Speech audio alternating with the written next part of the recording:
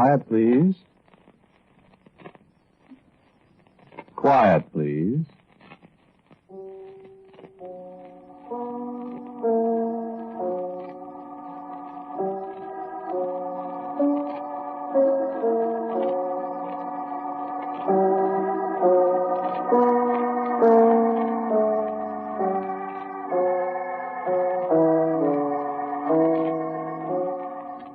The American Broadcasting Company presents Quiet, Please, which is written and directed by Wyllis Cooper, and which features Ernest Chappell. Quiet, Please for today is called, Is This Murder?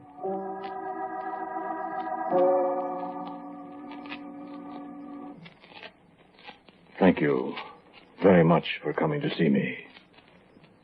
I would have come to your office, but I'm sorry, infirmities prevent my going out. That's why I have to have it so dark in here, too. I hope you won't mind. Thank you. Do sit down. Just put your coat on the chair there. Anywhere. Would you care for a drink? There's some excellent sherry there on the sideboard. At least I've been told it's excellent.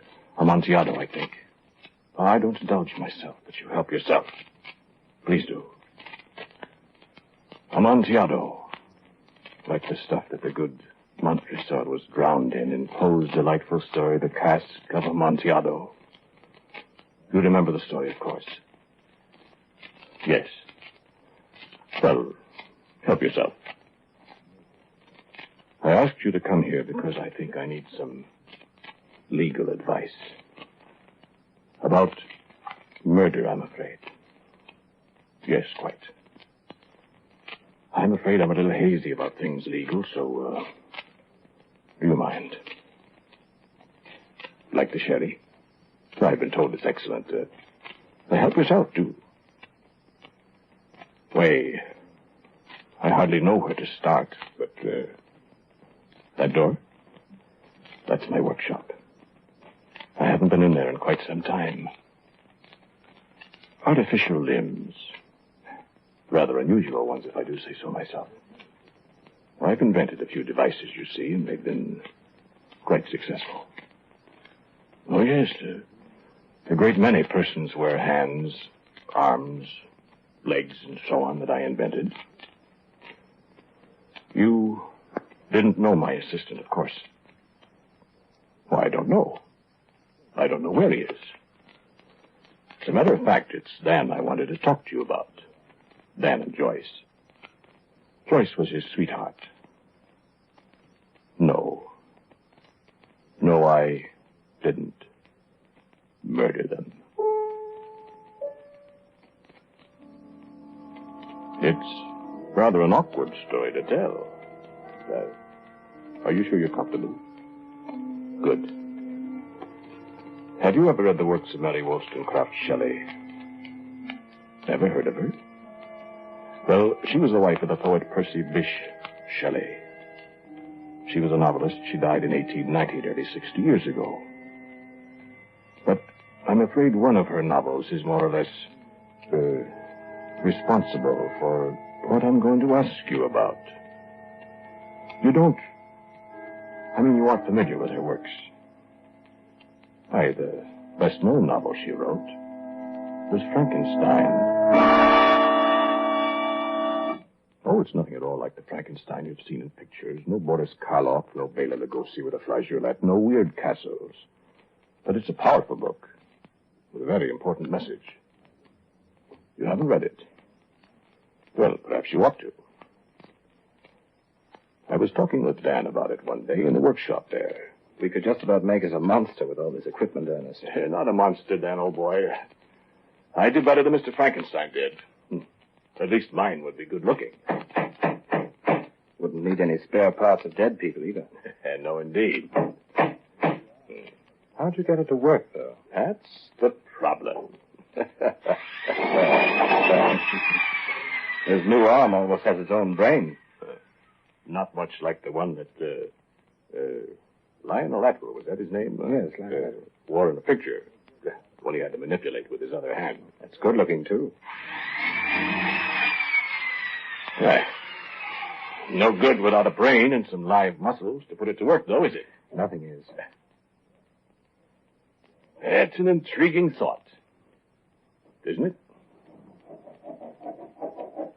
What? A synthetic man. Wouldn't have to feed him, wouldn't have to pay him wages. Great idea. And he'd be good and strong. Duralumin arms and legs. Chrome steel fingers and plastic muscles. Chromium-plated head with wide-angle lenses for eyes. Microphones for ears. And what for a brain? You know what Frankenstein used. A brain. The wrong kind of brain. That was in the picture. He got a criminal brain by mistake, remember? I wonder what would have happened if he'd got a good brain for it. You've got the book and the pictures. Mixed up, boy. All right, but what would happen if you could make a synthetic man and put a real good human brain in it, huh? Wouldn't it be something? Wouldn't it be... Just think of muscles that never tire. A man, a thinking man that couldn't be harmed by disease. That would be capable of superhuman things and that would live forever. Nice. But impracticable, boy. I wonder... Well, now, look, Dan, don't you go messing up my nice, clean workshop with mechanical men. Ordinary ones are trouble enough. Well, that's what Joyce thinks, too. Get to work, boy. And be careful with that elbow, will you? It bends the other way.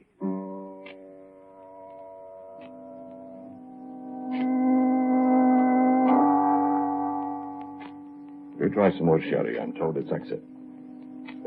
Oh, yes. Murder they were talking about. Well, let me see. Let me collect my thoughts. Oh, yes. This first conversation that I've repeated to you, it took place about 6 months ago. I beg your pardon? Where is Dan? Well, I'm sure I haven't the faintest idea. If you don't mind, I like to be orderly, methodical. I think the next occurrence was Joyce's visit to me. Or rather, I met her in a cocktail lounge downtown. Well, I haven't been there in a long time. I dropped in one afternoon. It was 3 or 4 weeks later. And I was drinking a lemonade, I remember. My, how long it's been since I've had a lemonade. Oh, no thanks, no sherry. But you help yourself. Can you find the bottle, all right? It's so dark in here, but I'm afraid I have to have it that way. Forgive me, do. Well, I was sitting quietly, drinking my lemonade, and she suddenly appeared alongside me, sat down at the table before I saw her almost. Why, Joyce, I said. Why, Joyce. Hello, Ernest. What are you drinking? Lemonade. Of course. Will you have one? No, thanks. I've got to run. Oh, but do have it. No, I had a drink. I'm just leaving. Matter of fact, I had 2 drinks. 3, if you must know. I don't want any more. Why, what's the matter? Dan stood me up again. Dan? Stood you up? 3rd time in a week now. Why, how come, Joyce? I thought you were... You tell me. What? Well, I'm sure I don't know. You mean you aren't making him work nights at the workshop? Well, I certainly am not. Well, that's where he is, all right. At the workshop? That's what he says. Joyce, my dear, the workshop's right in my own home. If Dan has been in there... Oh. Oh, my goodness, now what have I said? If he isn't at the shop, where is he? Oh, I don't know. Look, Ernest, I happen to love that guy. Now, I'd stake my life, Joyce, he isn't out with somebody else. Another girl, I mean. For his sake, I hope he's not on me. Well, Because if I catch him cheating on me, do you know what I'll do? I'll murder him.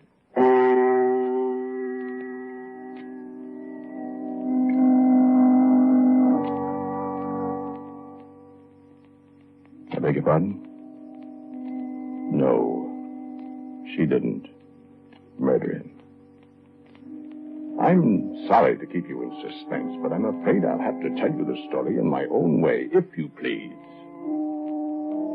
Well, Joyce went away, and I thought to myself, my goodness, that Dan is a very foolish fellow. That's a very attractive girl, I said to myself. Dan oughtn't to play fast and loose with her. And she loves him, too, I said to myself. But I shuddered a little when I said it. I didn't like the way she said, I'll murder him. No, sir. I didn't like it. But she was a very attractive girl. What? Yes, I know I said was a very attractive girl. A slip of the tongue, sir. As far as I know, she still is. Well, anyway, I taxed Dan with it the next morning. Dan, I said, Dan, you look tired. I am tired, Ernest. Sleeping all right? All right.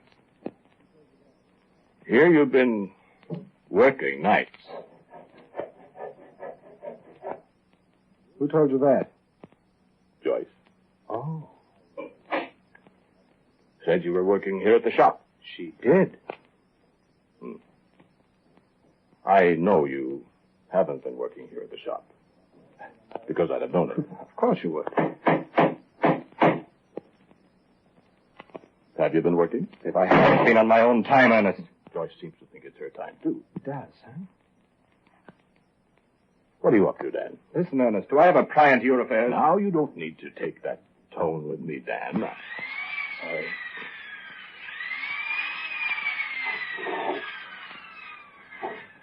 Dan, that girl loves you. So what? Well, now, really, Dan. I'm sorry, Ernest, but I've got so many things to think about now. I'm sorry.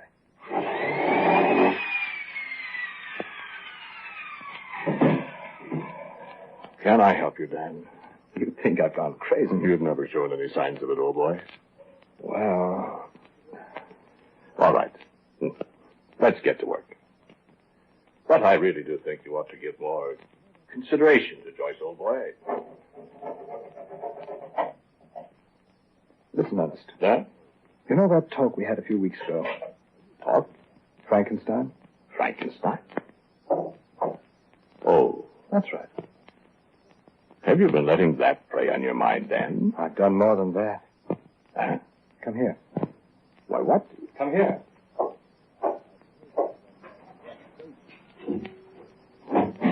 See? Well, I told you I've done more than just think.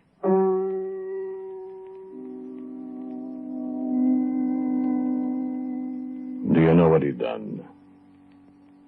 I looked. A gleaming chromium-plated head. Duralumin arms and legs. And the fingers are high-test chrome steel, Ernest. I used your industrial-type hand, you see? I haven't installed the lenses for the eyes, but there's the selenium cells for light to react on. I've got 2 small microphones for the ears. And look, the hands and arms and the legs are controlled by this solenoid. Why, you're a fool, Dan. Sure. But isn't he a beauty, Ernest? You're a fool. If he only had a brain. Who's that? You idiot. Think so, huh? I'll go. Lock that thing up. It's locked up. Who is it? Why? Good morning, Joyce. Is Dan here? Oh, there he is. Well, hello, Dan. Hello. I wonder if you remember we had a date last night. Sorry, I was busy. Busy? Where? Here? Yeah, here. Was he here, Ernest? Yes. He was here. Oh. Alone? Yeah. Well, he was. Well? He was alone, Joyce. I don't believe it. Now, look here, Joyce. Tell her, Dan. Listen. Tell me what? Tell me what, Dan? Look, this is all foolishness. Joyce, he... Cut it out, Ernest. Go ahead, Ernest. I tell you that. Hold it, Dan. Look here, Joyce. Dan's been working on a project of his own. What's her name? It isn't a her, Joyce. No. Show her, Dan. Now, look here. Stop being a fool. Show her. Unlock the cabinet there. Don't you see you're being a fool, Dan? Open the cabinet. I don't Open want... it. Well... What in the world's that? It's a mechanical... It's a monster. Oh, who do you think you are, Dan? Frankenstein? I told you. Let's see it. Does it work? It certainly does work. Can it walk? It's made out of some of the artificial limbs I invented. And a lot of other things, too. Can it talk? Bring it out, Dan. It can't talk yet. Why, how marvelous. Make it move, Dan. Look out. I'll make it raise its arms. Press this button here. See? The other arm, Dan. Why, how wonderful. Dan!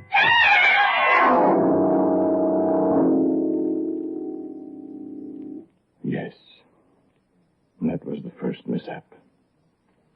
That mechanical arm, that arm of sturdy duralumin, with the fingers of chrome steel, smashed down on the back of Dan's neck like a sledgehammer. Oh, no, he wasn't killed. That's not the murder I'm going to ask you about. He was paralyzed. That is, his legs were paralyzed. He was in the hospital 3.5 months. The doctors did everything they could for him, but there wasn't anything that really could be done. He was helpless. Do have another glass of the sherry. It's excellent, I'm told. Dan used to drink it. And Joyce. Joyce loved it. Huh? Yes, I know. I didn't mean to use the past tense. I suppose she still loved it. Huh? Oh, no, sir. I assure you I'm telling you, what do they say in court? The truth, the whole truth, and nothing but the truth. Yes, indeed. Oh, why, we brought him back here, of course. No relatives, so far as I know. And we were very close, Dan and I. Oh, yes, Joyce was here frequently. Yeah, that girl really loves that boy. I suppose it was really pretty frightful having to lie in bed all the time, unable to move. Joyce used to stay here all day and sit with him. Then at night, I'd come in his room, and the three of us would sit around and talk. Mostly about robots, mechanical men, monsters. And I brought the machine, into his room so we could tinker with it while we talked. And we talked a great deal about it. How do you know it won't work if we put a brain in it, Ernest? It isn't possible, Dan. Frankenstein's worked. Dan, that's a story. Maybe. Maybe it's true.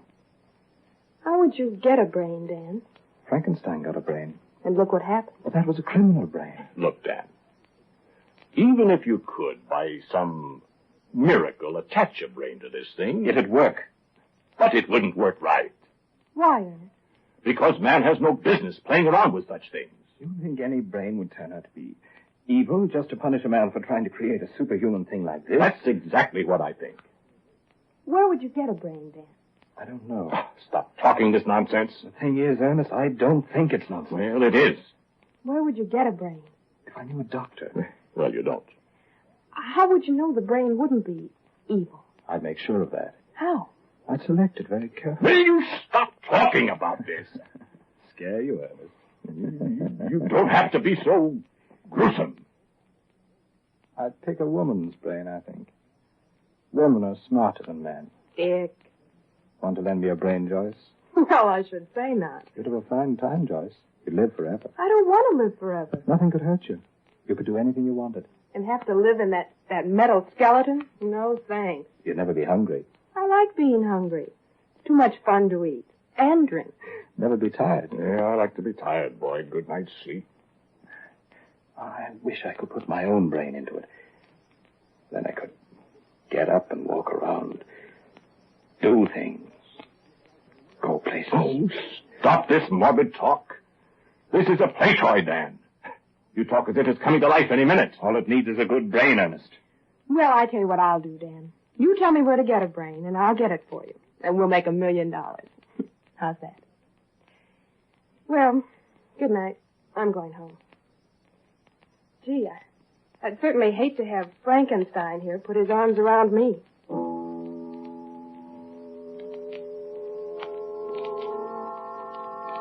Is this murder? I mean, suppose a man does take a human brain and put it into the frame of a mechanical robot.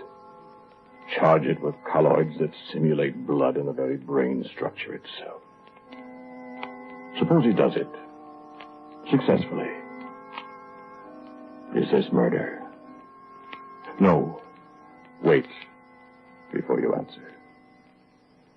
Suppose that the brain goes right on living. Suppose that the operation, if you want to call it an operation, suppose it works. The brain will never die. Life goes on. The only thing that's missing is the body it once inhabited. Is this murder? The only effect is that somehow or other, while it's in the body, the brain is capable of fine, noble feelings of love, affection, friendship, of all the virtues, in addition to all the vices. Yes, that's true, but when it's transplanted, well, look at the Frankenstein story. When it's transplanted, the virtues are missing. Only the vices remain. Intelligence? Yes. Awareness. Sentience. But good is gone. Only evil remains. But that's not the question, sir. If the body only is killed and the mind survives forever, is this murder? You don't have to answer yet. Oh, you think you know what I'm driving at. Well, we'll see. Now, have another drop of sherry, do. I've almost finished. Then you can judge. Because I have another question for you. This final thing happened night before last. I went into Dan's room. He was soldering a wire onto the round, chromium-plated head of this thing, this monster. Joyce was sitting alongside him, watching closely.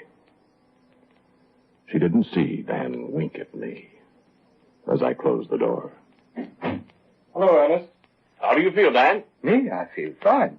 How are you, Joyce? Oh, I've got a little headache, Ernest. Well, I'm sorry. Have an aspirin. I took one. Too bad, dear. Well, how's it going, Dan? I'm more convinced than ever, Ernest. If you only had a brain. If I only had a brain. Joyce, I wish you could do something to snap this fellow out of this. Why? Why?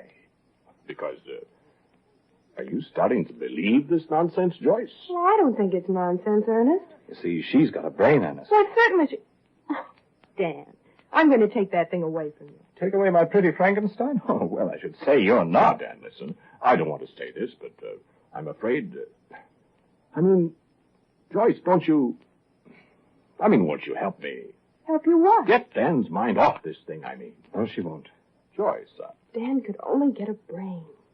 Joyce. Ernest, won't you help me? I will not. Please, Ernest.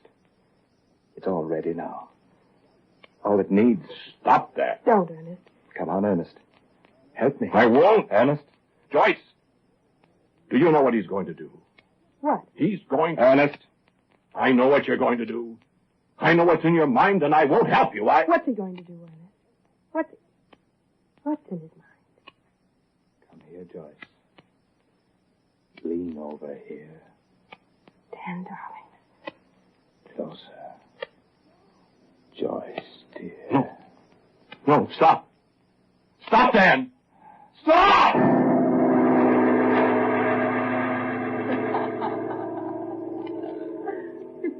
And when I came to, all there was in my mind was a confused memory of a pain in my throat and bright lights and confused voices in Joyce's laughter. I tried hard to think. I was dazed. I found I was lying on the floor. I got up slowly. I saw Dan still lying on the bed. He was smiling at me. He said something. Yeah. No, I couldn't make it out. And then I heard his voice. How do you feel? Ernest? And I tried to answer. And it was a long time before my voice came. And finally I said, "Where's Joyce?" Why, here I am. Frankenstein. And I stretched out my hand to steady myself. And I looked at my hand. Arms and legs of duralumin. Fingers of chromium steel. And I looked in the mirror. And I saw a round, chromium-plated head with lenses for eyes. You can turn on the light now. If you want to. I ask you the question again. Is this murder? It is. And if a steel and duralumin robot takes a life, or more than one life, is this murder? Because I have been murdered, you say. I do not live. I cannot commit murder. Very well. I told you how the force of evil has taken hold of my brain.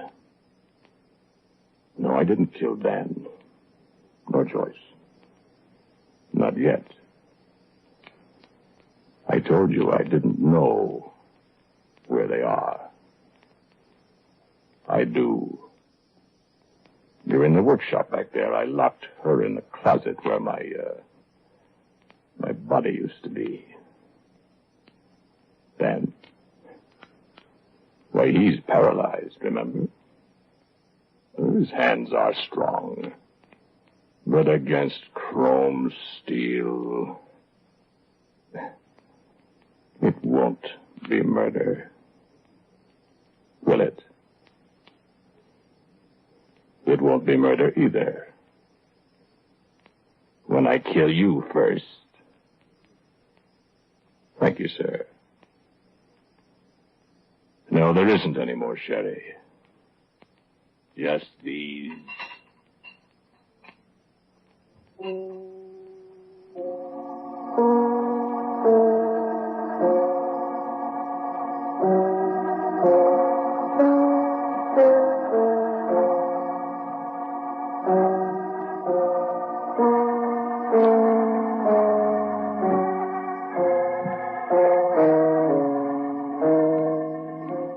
The title of today's Quiet Please story is This Murder?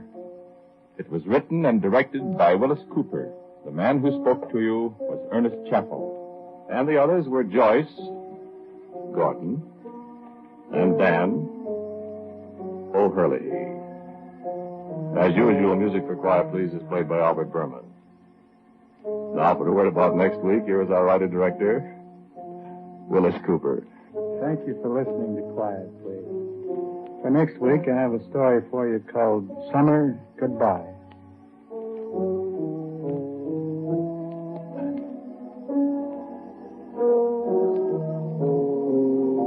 And so, until next week at the same time, I am quietly yours, Ernest Chappell.